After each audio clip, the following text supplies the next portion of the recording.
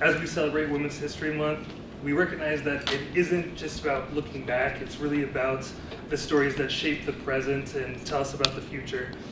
This month is about honoring women who fought for progress, challenged the status quo, and paved the way for change. Tonight's speaker has dedicated her career to making sure that those stories are told. Dr. Kimberly Hamlin is a historian, author, and a professor whose work uncovers the often overlooked contributions of women in American history. She's the Chamberlain Family Professor and Chair of the History Department at Miami University, where she teaches courses on women, gender, sex, and medicine in the U.S. She's also a nationally recognized scholar, earning a National Endowment for the Humanities Public Scholar Award and the Carrie Chapman Catt Prize for research on women in politics.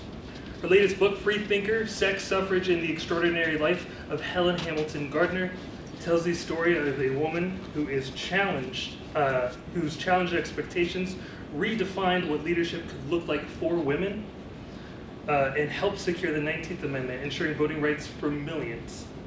This work was nominated for the Pulitzer Prize and named a top 10 biography of 2020, has been recognized for reshaping how we understand the suffrage movement. Dr. Hamlin's impact goes beyond research. She is a distinguished lecturer for the Organization of American Historians, a regular contributor to the Washington Post, and in 2022, she became the first historian elected to the National Board of the League of Women Voters of the United States. Her work reminds us that the fight for equality didn't end with the right to vote.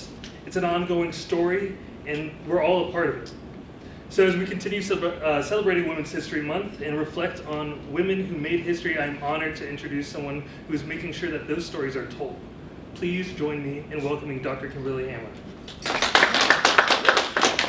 Oh my gosh, that was such a beautiful introduction. A lot of times I go places and no one introduces me. So, wow, thank you. It's so thoughtful. That was such a thoughtful introduction, and thank you all for coming. I met many of you just now, and I didn't realize that you all were mostly going to have been taught by an expert in U.S. women's history, so you may already be familiar with many of the things that I'll be sharing tonight, in which case I hope we can have more of a conversation instead of me like woman-splaining things to you that you already know. So I would look forward to that. David and I also were going back and forth about what would be an appropriate talk for tonight and in our current historical moment.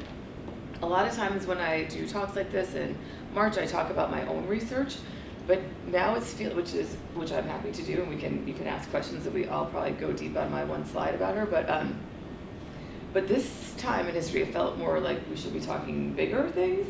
And so we talked about two different ideas. One that I think is on the poster was 3 key moments in U.S. women's history. So I'm not going to talk about that. Because then we talked yesterday and I thought, I think we should know more women's names.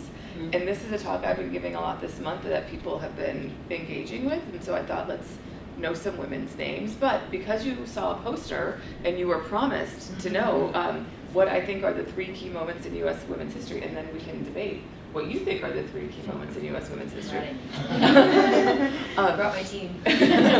What I say in that talk is I say going to college, which is it's like my way into bigger life changes for women after the Civil War and the many new opportunities that opened up, not because anyone had like a feminist awakening and said, oh, women should get to do all kinds of things, just because 770,000 men died, so women had to do more things like go to college and pay tuition, so all the colleges didn't close.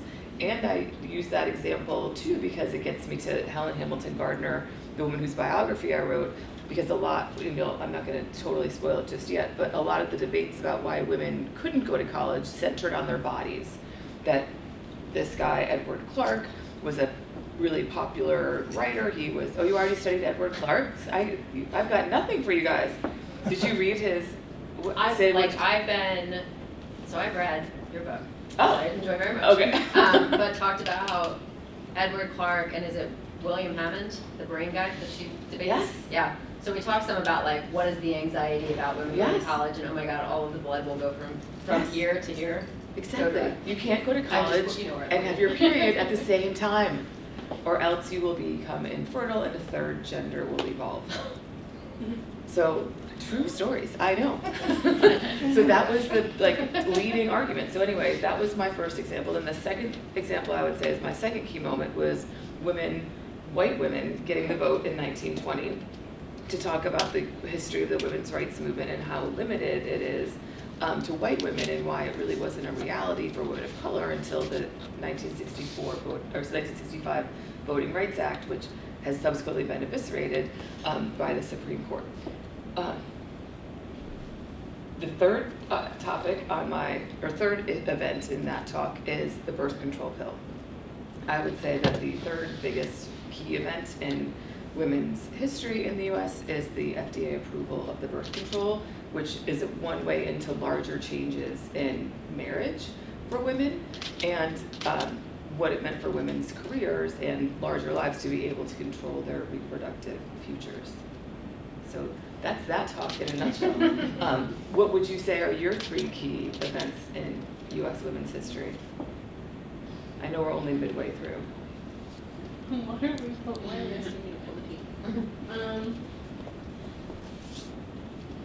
I would say one of them definitely has to be when women were able to go to school and get an education and it was more expected of them. I'd say when men went off to World War I and women had to stay at home and control everything and start working and Such a good point. I promise I'll let you sit back and relax. Any other events you want to put in? What would you say? What would you have? Three key events you would point to, or one? Yeah, I think the education is good because, and we sort of talked about this, the self-esteem as one component, but then education and the economics, and I don't need to get married to anybody. And of course that sets off everybody's palms sweating. Oh God, the white native born women aren't getting married. Yeah, I think the vote definitely, and I love the science and technology and bodily autonomy. Roe v. Wade and the overturning of Roe v. Wade. I think that's very important. Yep. In the world of bodily autonomy stuff and reproductive freedom, 100%. And just representing also the right to privacy too, of you having those choices and not necessarily having to be judged for them. Wow, you all are getting an amazing education here. How lucky are you? I'm currently in physician assistant school at the University of Mount Union, and I'm very interested in women's health, so I've done a lot of research in women's health. And to me, it was shocking to find out that the first reproductive rights big Supreme Court case that actually made way wasn't until 1965. And for Roe v. Wade to be in 1970s, and then the big birth control case is Hobby Lobby, for taking it in the workforce or whatever, and allowing workforces to control what you can do, or for certain companies. So it's just insane that they call it history, and it's not history. It's now. It's now, and we're still clearly fighting it more than in so many years. Wow, you all are amazing. I'm so glad to be with you tonight. So what I do want to share tonight and delve a little more into are the women that I think we should all know this Women's History Month. I had prepared a few intro slides because, as I was saying, sometimes I give talks and no one introduces me, so then it's weird because I stand here and people are like, well, who are you and why am I getting extra credit or otherwise coerced to come to your talk? So this is who I am and what I do. This is me in a nutshell. This is an event I did in September, but from here you sort of get the gist. I teach women's history, I write about women's history, I go around and give talks about women's history, and in my spare time, I'm on the national board of the League of Women Voters because I really care about democracy and voting rights and women participating in democracy. So for a little bit of time, I was telling David in my early graduate school years, when you're just reading books by yourself all day, I thought this is stupid and this is not what I meant to do, so maybe I'll go to seminary because I grew up Presbyterian. I know your school is Presbyterian, I don't know if you are, but anyway, so I went in a brief foray where I thought maybe I'd be a minister, which now I have never been back to church since, but that's a different story. So instead of becoming a minister, I'm now an evangelical for women's history. Similar path, different stories. So that's what I do and who I am. My first published paper was on the origins of the Miss America pageant, and this I bring up only because if you Google me, this still comes up. Like, I get the most press calls about the Miss, like, I've even been invited to go on NBC Nightly News to talk about the Miss America pageant, because I guess when you Google it, now, thank God, someone else has written a whole book about the Miss America pageant, so I'm not the person anymore. But for a while, I was the person because I wrote this article about the origins of the Miss America pageant, where I argue basically it's a backlash against suffrage. Like, women get the right to vote. There's images of powerful women, young, old, everything in between, marching in sashes. Previously, there were bathing beauty contests, but they were considered like low class and disreputable. You wouldn't want your daughter to participate. But lo and behold, all of a sudden in 1921, people are like, that is an awesome idea. You know what we should do? We should put women in their bathing suits that are technically illegal on our beaches, but they should march around in them, and then we should rate them by number. That is a really good idea. So the nation thinks, hooray, and Samuel Gompers, president of the AFL-CIO, says that Margaret Gorman, the first Miss America, represents the type of womanhood America needs. Strong, red-blooded, able to shoulder the responsibilities of homemaking and motherhood. Meanwhile, she's 15, 5 feet tall, and 100 pounds, and like doesn't say a word. When they tell her that she has won, she was playing marbles, and then her mom told her that she won because of her figure, and she said, "Mom, what is a figure?" So this is the type of woman America needs in 1920. And then I wrote about the Girl Scouts, the origins of Girl Scouts. Maybe we have some Girl Scouts here, I hope so. Awesome. And I helped with this PBS documentary, Troop 1500, about a group of Girl Scouts in Austin, where I was living and went to grad school. So I also participated in some documentaries, which has been really fun. And on this, what you were saying earlier about women being independent, what I love about this primary source, it's the Girl Scout Handbook of 1920, which is the first Girl Scout handbook written by the American Girl Scouts, not borrowed from the British Girl Guides. And the whole message of this is essentially, like, there's one of my favorite passages says, have you ever thought who's going to take care of you your whole life? Guess what? It's you. So you better learn how to, prepare food, make your own money, get from point A to point B. And I just love that message. And a lot of the suffragists and women's activists from the early 1910s go into Girl Scouts and become early troop leaders. So there's this really amazing history of these early Girl Scout troops. Anyway, and then I've written these 2 books, which you already heard about. Now I'm writing a book about Carrie Nation, because when I was researching Free Thinker, which is basically a suffrage history book, I became really convinced that the temperance ladies get a really bad rap, and that I myself have also kind of written them off in the way that our textbooks do, which is like, here's a bunch of boring old fuddy-duddies who want to shut down the party. And that is so wrong. They are really radical, and I think, in fact, that it might be better to think of them as the first Me Too movement, because what gets them to fight alcohol is they don't want to be raped by their husbands. They don't want their daughters to be raped by their husbands or their other male family members, but they can't say that, really. But they can say male drunkenness is bad. So that's what they say. So we can talk more about that. I do have more evidence to support that claim, but that's why I'm interested in telling the story through Carrie Nation. These are some of the classes I teach at Miami. And so given all of this, you may be surprised to learn that I have mixed feelings about women's history. I wonder if you too have mixed feelings. Every month is Women's History Month. Exactly. Exactly. And I feel like Women's History Month gives lawmakers and educational experts, like people that make our state standards and decide what should be in our textbooks, it gives them a pass to say, well, we have put up our picture of Harriet Tubman. Her poster is on the wall. Check and check. We're good. Without doing any work to revise the underlying narratives that form the stories we tell about ourselves as a nation in our textbooks and in our state standards. And to elaborate on that a little, the first historians of women really are the suffragists. And in part they're doing this strategically because they want to create a prehistory. So when people say, well, women can't vote because women have never served in war, and women have never invented anything, and women have never held leadership positions, the suffragists and the women who came before them say, well, sure they have. We're going to compile it. We're going to write down the books about all the women who have done these things, so that you can't tell us no one has ever done it before.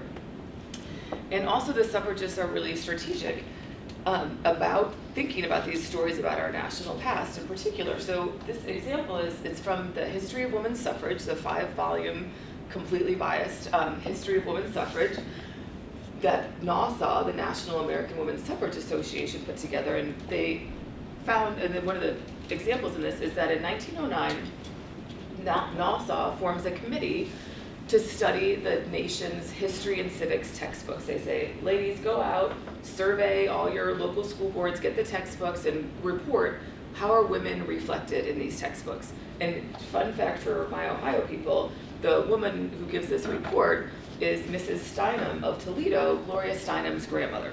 She's chair of the education committee for whatever reason in 1909.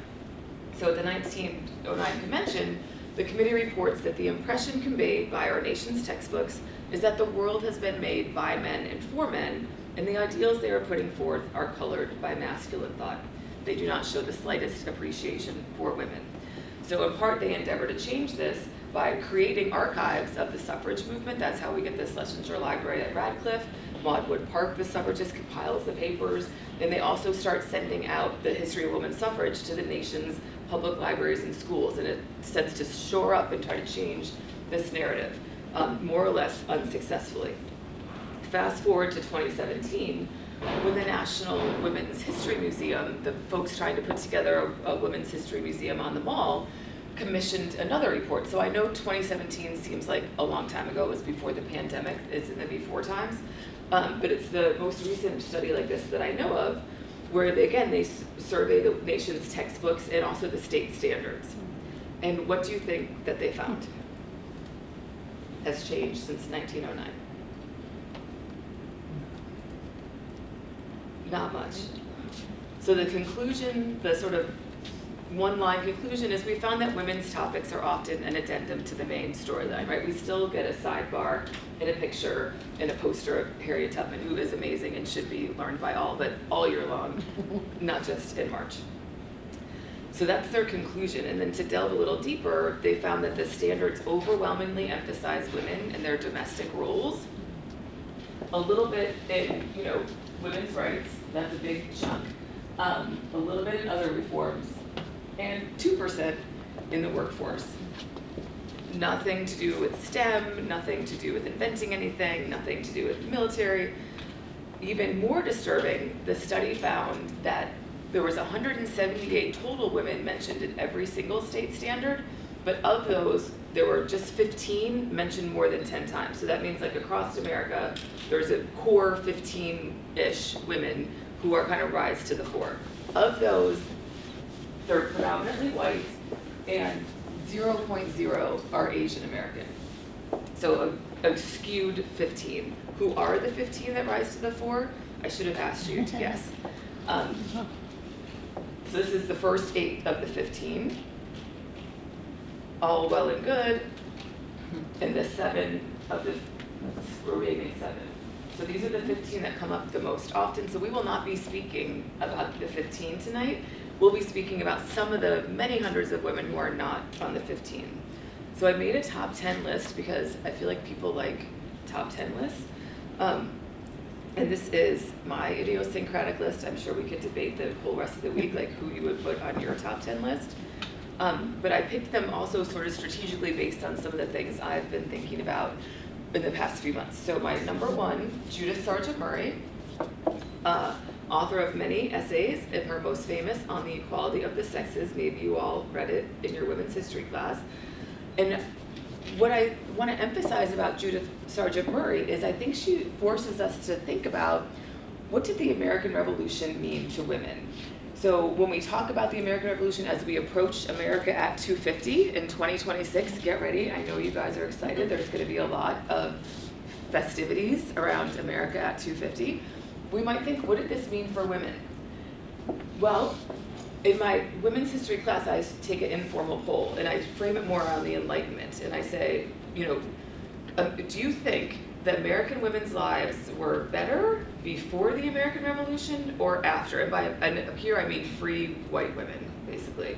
Were free white women's lives better before the American Revolution or after?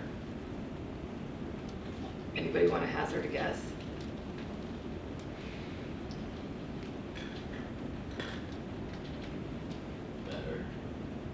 Better before? Any other guesses? Why better before? It is, yeah, it's a leading question. So better before, because who's the boss of you before the American Revolution? Who has rights? Pardon? Who has rights in the U.S. In the colonies before the Revolution? Everybody. No one. No one, really.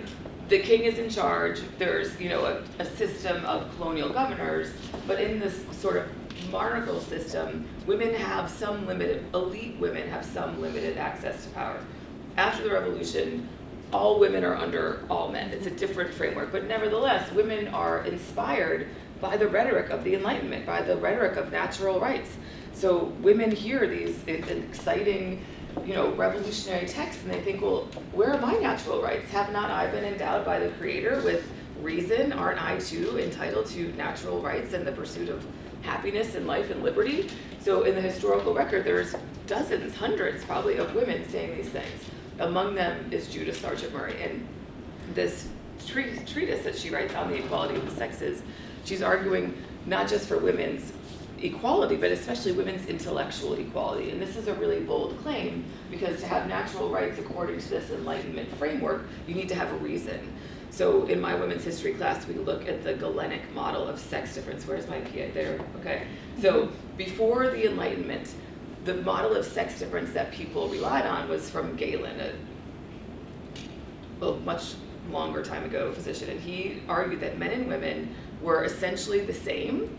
They were mirror images of each other. The vagina, did you know we were going to say fun words like vagina? The vagina is an inverted penis. The ovaries are inverted testicles. He said men and women are more or less the same.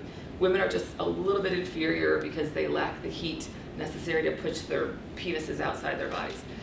So in this Galenic model of sex difference, you don't have the same ideas about complete polar opposite difference. So when the Enlightenment comes promising reason, natural rights, the way we think about bodies changes. Now women are described in medical and anatomy textbooks as completely different than men. We're not mirror images. We're so different. We're ruled by our menstrual cycles, which are so mysterious, and they flow throughout the body and they make us do crazy things. Therefore, we don't have reason. We're not entitled to natural rights. So she's arguing against this, and she's saying, yes, we do have natural rights. We do have reason. We are intellectually equal. And this is her picture and her portrait and the text of what she writes. And I really like this piece too, because she does something clever, many things clever, but one that I like. One of the reasons given for why women couldn't have rights was, you probably could guess this from the title of my first book, From Eve to Evolution, because Eve ate the apple. Why can't women go to school? Eve. Why can't women be equal in marriage? Eve. Eve, Eve, Eve. And so Judith Sargent Murray says, okay, if we look critically at this story, it took Satan himself to convince Eve to eat the apple, and all Adam needed to eat the apple was for Eve to tell him so. So how is it that we're inferring from this story that Eve is the dumb one? Really, Eve is clearly the smarter one. So she's, doing some critical analysis here that I think is really clever. The second woman I want to highlight is Frances Ellen Watkins Harper. She is one of the first women who spoke publicly about what we now call intersectionality. So she's an abolitionist, a poet, a writer, the first Black woman to publish a short story, the first Black woman to publish a novel. It's called Iola Leroy. And she was also a women's rights activist. And this famous quote, "We are all bound up together in one great bundle of humanity," comes from an address she gave at this women's rights convention in 1866. And here she's talking to a mostly white audience, and she's saying, hey, white lady suffragists, when you're talking about rights, you're not thinking about me. You're not thinking about what it means to be a woman of African descent in America, and you cannot just talk about your rights without thinking about me. So she's calling for a more intersectional way to think about women's rights. So she's kind of a harbinger of some of where the debates go. She's giving this speech in the context of debates about the 14th and 15th Amendment that splinter the women's suffrage movement along the lines of race. So I think she's a really important woman whose name we should all know. A woman I could talk a lot about is Frances Willard. Raise your hand if you have ever heard of Frances Willard before. So had you been alive in the 1880s, 1890s, she would have been the #1 American woman probably that you could think of. She led the Women's Christian Temperance Union, which started in Hillsborough, Ohio, not super far from here, in the 1870s. She was its second president, and when she took over, she made the C like a lowercase. She was still C, but that was not her main mission in leading this band of women. She grows the organization across the globe. She sets up branches all over the world, and she encourages more than 200,000 women to join her. And her motto was do everything. So she runs the Women's Christian Temperance Union more like a women's political party, where women are weighing in on all of the issues of the day, and where she's encouraging women to engage at all levels of public life on all issues that pertain to them, which are essentially all issues. And she, in particular, was concerned about sexual assault. Now, again, this is not a word or a phrase that she used, but I see this in particular in the WCTU's, under Willard's leadership, championship of the movement to raise the age of sexual consent. So that's where this quote is from. So in 1890, does anyone want to guess at what age a girl was legally considered capable of consenting to sex with a grown man? You didn't know we were going to go here tonight. I know. Do you want to guess, or do you already know? I don't know. Probably like 10 to 12. Exactly. Boom. You were on a roll tonight. Yes, exactly. It was 10 or 12 in 38 states, which is most of the states that we had in 1890. In Delaware, it was 7. How did you know 10 or 12? That's just like when menstrual cycles start. So Exactly. So these laws were based on British common law, and when the old white men who wrote British common law sat around, they thought, when do girls have their periods? Well, probably 10 to 12, so that's when we'll mark the age of consent. So women knew this was wrong, but they lacked some language to talk about how wrong it was, until in the 1880s, the British women and the American women correspond a lot about their various campaigns. So the American women get wind of a woman named Josephine Butler, who's a British women's rights advocate, and what she is really upset about is what's called the Contagious Diseases Acts. Contagious Diseases Acts are passed in Britain most to contain the spread of syphilis and gonorrhea, which, P.S., syphilis was by far the most common infectious disease of the 19th century, more than all the other infectious diseases combined. So when I say that the WCTU is concerned about sex, that's why, like, that would get me to a meeting. I don't know about you guys, but you can't say no to your husband, you can't divorce your husband, he can do whatever he wants, and syphilis is everywhere. I'm gonna go to a meeting. So women go to meetings, and Willard hears about some of these movements that Josephine Butler is championing. And so the Contagious Diseases Act were British laws that gave British authorities the right to imprison and medically inspect any woman who they thought maybe might be a prostitute. What is wrong with this law?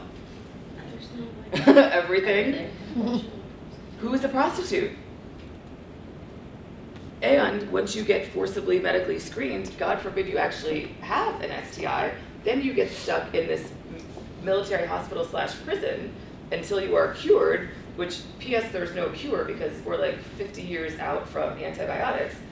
So Josephine Butler is campaigning against these diseases, and in her effort to stop the spread of prostitution, she makes a connection between the start, like what makes prostitutes turn to prostitution in the first place, and she finds that there's a big traffic in young girls. So she commissions this journalist named William Stead, Stead, to go undercover in London's brothels. He writes a big expose called The Maiden, meaning Virgin, Tribute, Sacrifice of Modern Babylon, London.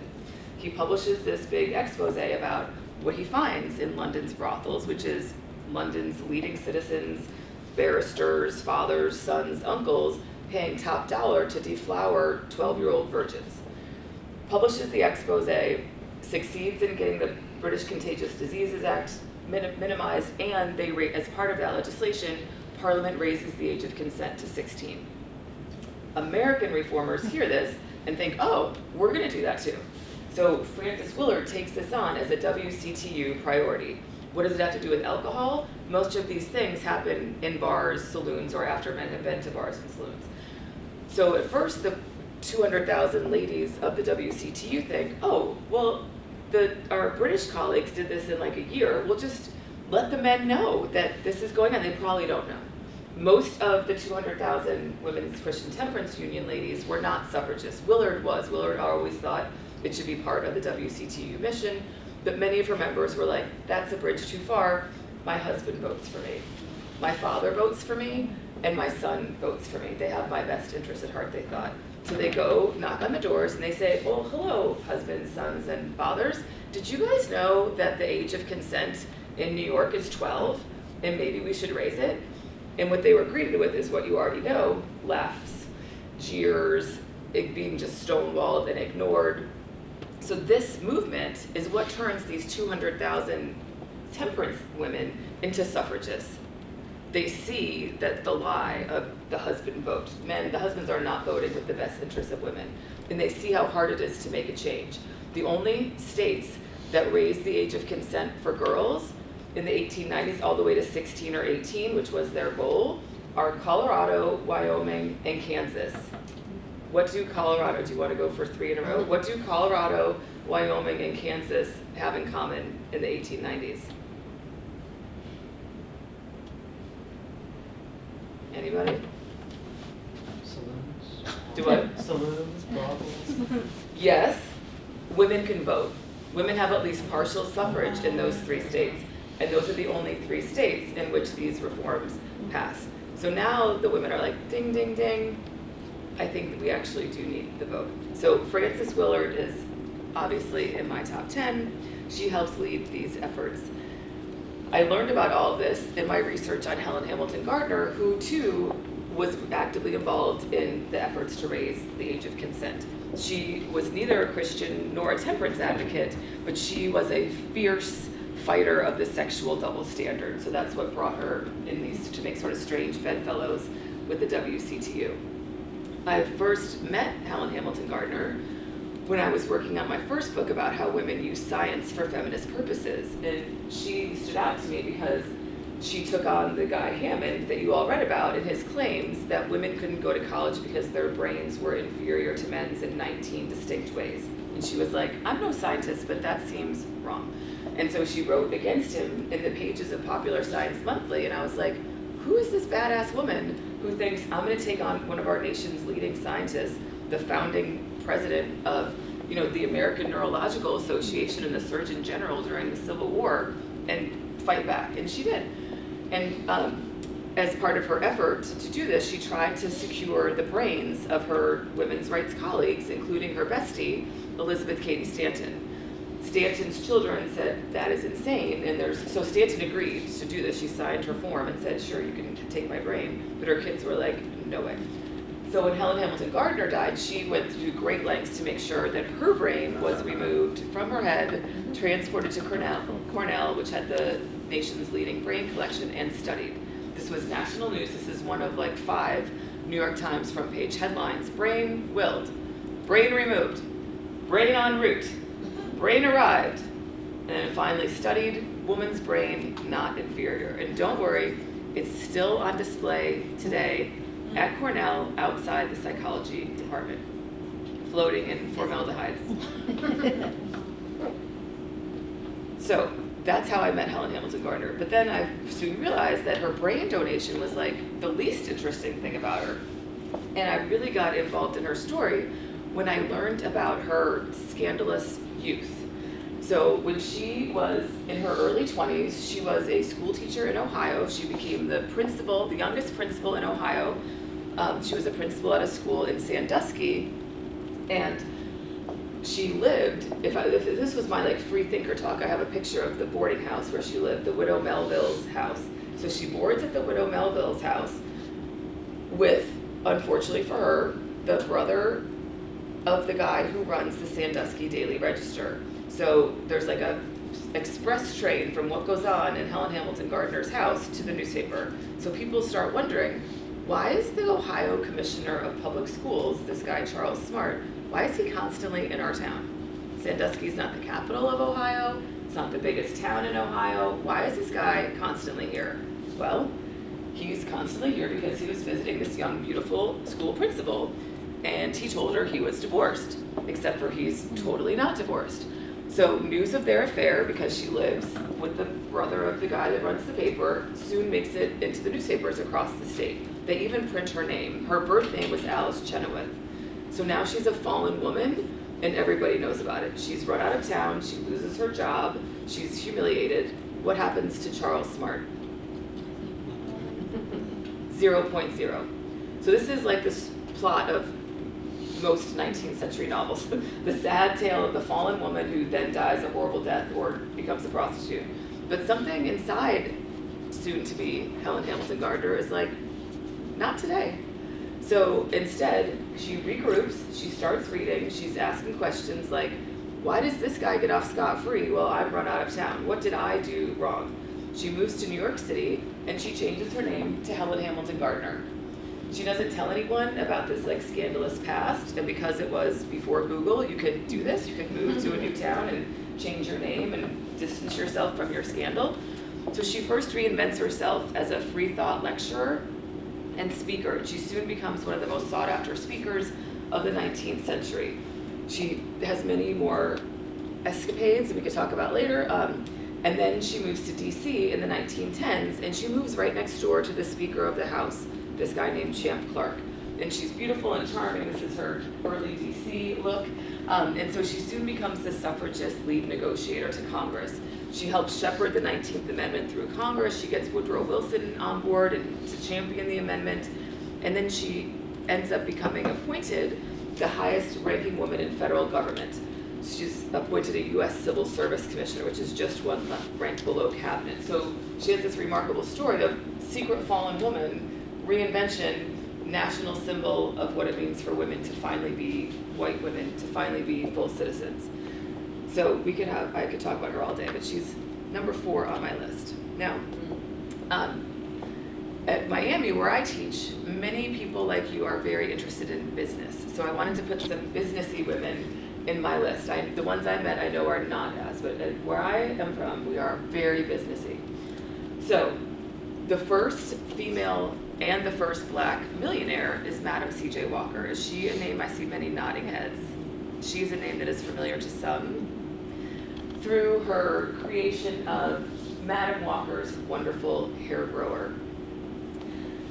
And what really stands out to me about her story is the motto of the National Association of Colored Women, which was the biggest black women's club movement. Their founding president, Mary Church Terrell, went to Oberlin, but their motto is lift as we climb, lift as we rise. And that is what Madam C.J. Walker is all about.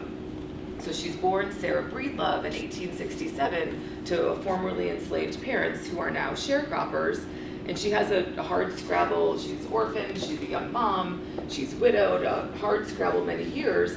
And then she starts inventing or playing around with different lotions and potions, as we say at my house, to restore her hair. Ladies, I'm sorry to tell you this if you don't already know, but sometimes when you get older, after you have kids especially, your hair starts to thin.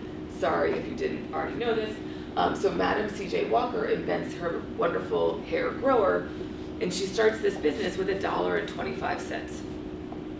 Fast forward 15 years and she's a millionaire, but not only for herself, but for her community and for thousands of Black women who previously the number one most common job for Black women in the early 1900s was, someone just said it, domestic service, where you're not unionized, you're subject to all sorts of abuses from your employers, and you live at their house. So instead, Madam C.J. Walker offers all kinds of opportunities for autonomy, to work while your kids are at school, to bring your kids to work, and to sell her hair grower at Black beauty salons in your town and make a really great wage. So she brings thousands of women out of poverty into the middle class, and then becomes one of the leading philanthropists of the 20th century with her major gifts to groups like the NAACP. So an amazing life legacy. If I had to pick one woman that I think every American should know about, it's Pauli Murray. How familiar are we with Pauli Murray? Okay. Pauli Murray is both a civil rights pioneer and a feminist pioneer and a queer/trans pioneer. And I picked this quote to represent, she, during her lifetime, went by she, her. Some scholars now use they, them pronouns to refer to Pauli Murray. It's impossible to know what she would have picked because she was alive before this was an option. So sometimes I'll say she and sometimes I'll say they. But what Pauli Murray said when we're reflecting back on her life is that she championed lost causes and then lived to see them realized. So, and she, the title of the biography of her that I really like is called Jane Crow, because what she did was, again, talk about intersectionality and make it real for people in the legal community, because she first was rejected from UNC because she was Black, and UNC was segregated even though she comes from a mixed race family. So you might also say, what is Black and what is white and how do we determine this? So she's rejected from UNC at first for being Black, and then later she's rejected from law school for being a woman. And so she talks about the intersection of oppressions and what rights are accorded based on race, sex, and gender, all the while internally wondering if she really identifies as female or in her heart and mind feels more male. So when her private letters were uncovered after her death, there's many entries of her writing back and forth to doctors about possible hormone treatments, things that she could do to live a more authentic life in her body. She wore more androgynous clothes. Her name was Pauline. She decided to go by Pauli, a more androgynous name. So she's fighting on all of these fronts simultaneously.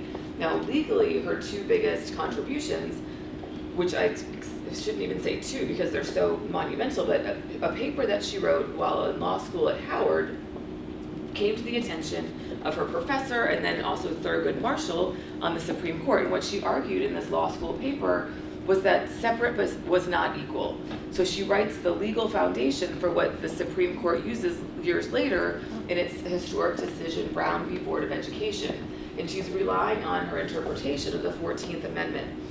And then she extends it later in the next phase of her career to women's rights. And then a little known amazing woman named Ruth Bader Ginsburg, RBG, reads the work of Pauli Murray and sees how she too can apply this principle to women's rights. And so so this Pauli Murray legal foundation secures both some of these early civil rights victories like Brown v. Board and Ruth Bader Ginsburg's early Supreme Court cases challenging sex discrimination under the law.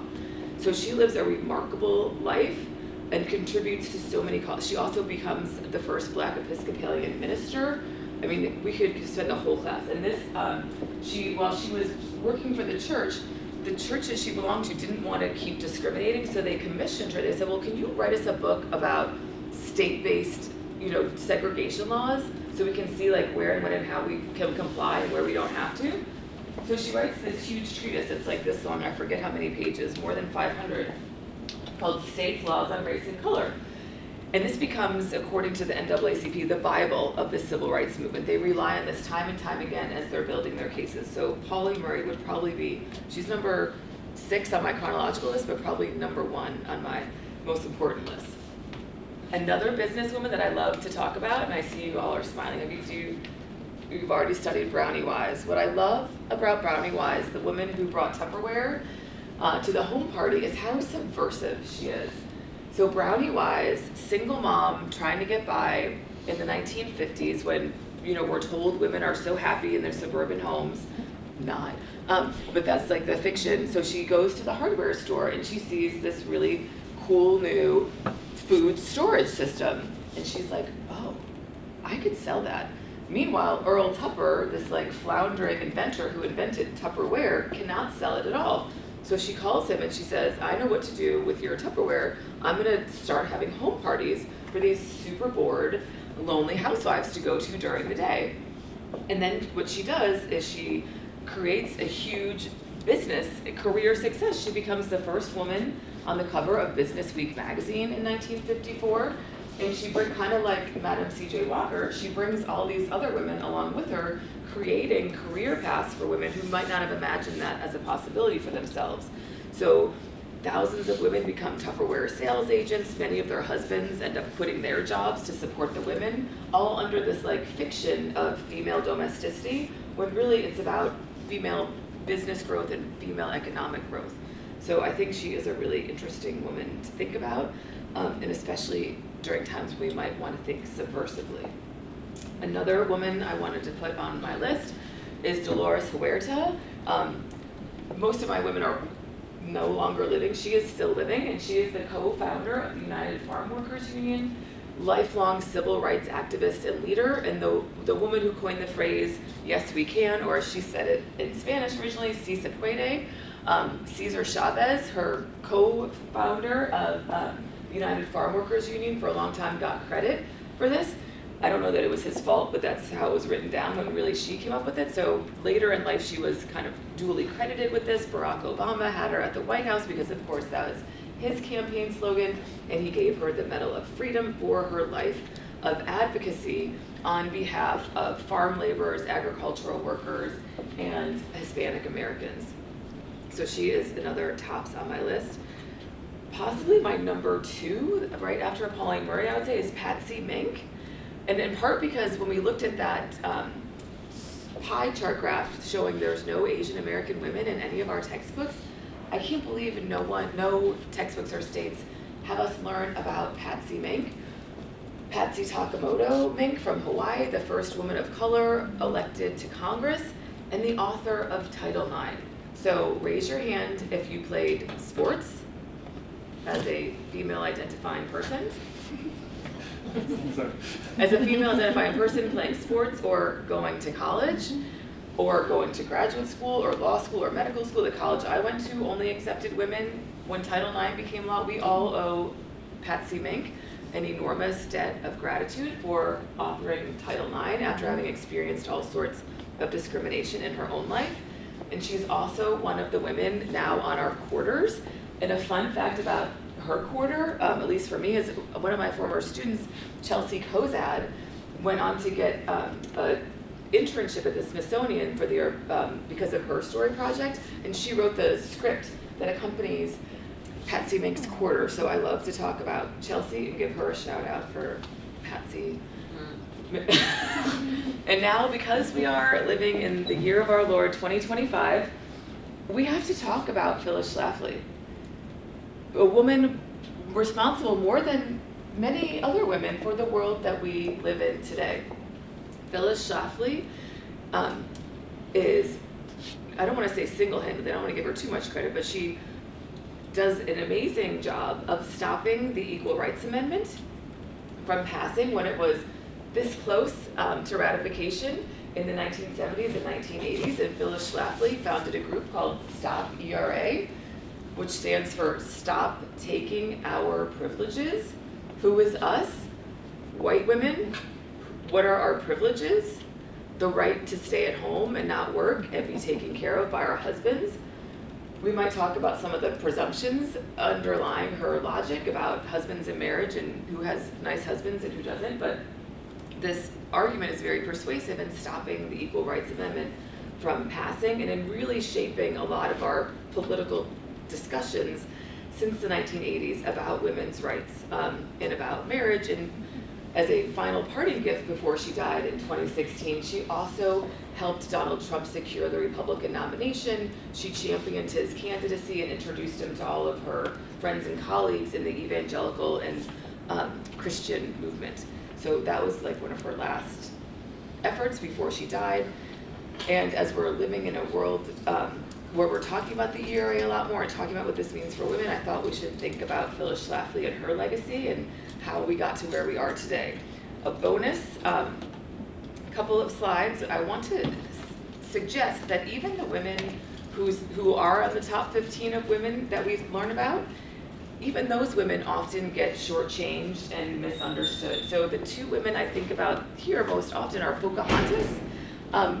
To say nothing of the Disney story, even if we were just talking about how Pocahontas is often discussed in history textbooks as, a young woman who helped kind of bridge cultures through her marriage to her romance with Captain John Rolfe, which is not at all how Pocahontas saw herself, right? She saw herself as the powerful daughter of Powhatan, the leader of the Algonquins, and she thought she was being a diplomat.